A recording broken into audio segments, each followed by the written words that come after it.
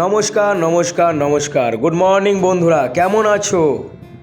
আমি জয়ন্ত রসুলপুর বাজারে একটা মোমোর টেবিল নিয়ে বসি। হাই বন্ধু, কে কে এখনও মোমো খাওনি, মিস করছো? আর সত্যি কথা কমেন্ট করে জানাও কে কে খাওনি আর কে কে আসুনি, বা কে কোন জায়গাটা চেনো না। রসুলপুর বাজারে ঢুকতে ঠিক উল্টো দিকে মাটনের দোকানের পাশে এই ছোট্ট ভাইটার মোমোর দোকান। আসতে পারো, খেয়ে দেখতে পারো, খুব সুন্দর। অবভিয়াসলি সবাই বলে একবার এসে দেখো, নাহলে মিস করছো প্রচুর। আজকে বাজারে গল্প দেবো না, আজকে মোমো বানানোর গল্প দেবো না, আজকে শুধু তোমাদের দেখাবো যে আমার সন্ধ্যাটা আজকে কেমন কাটলো।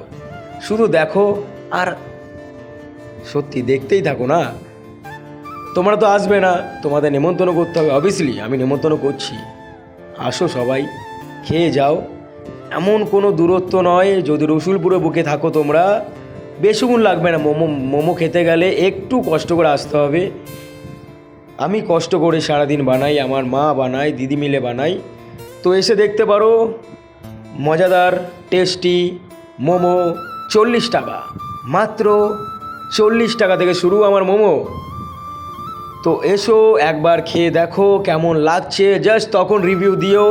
আর কমেন্টে বলো, প্রত্যেক কটা ব্লগ করি আমি, কমেন্টে বলো কেমন লাগলো।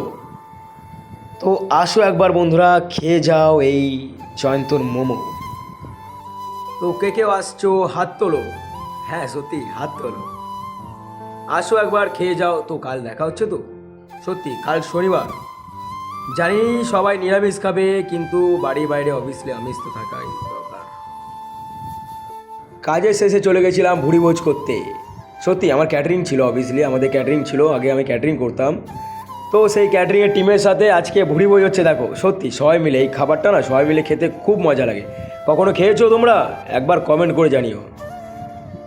তো আর ভাট বকছি না, কাল দেখা হচ্ছে। কে কে হাত তুলেছিলে? Okay bye, good night.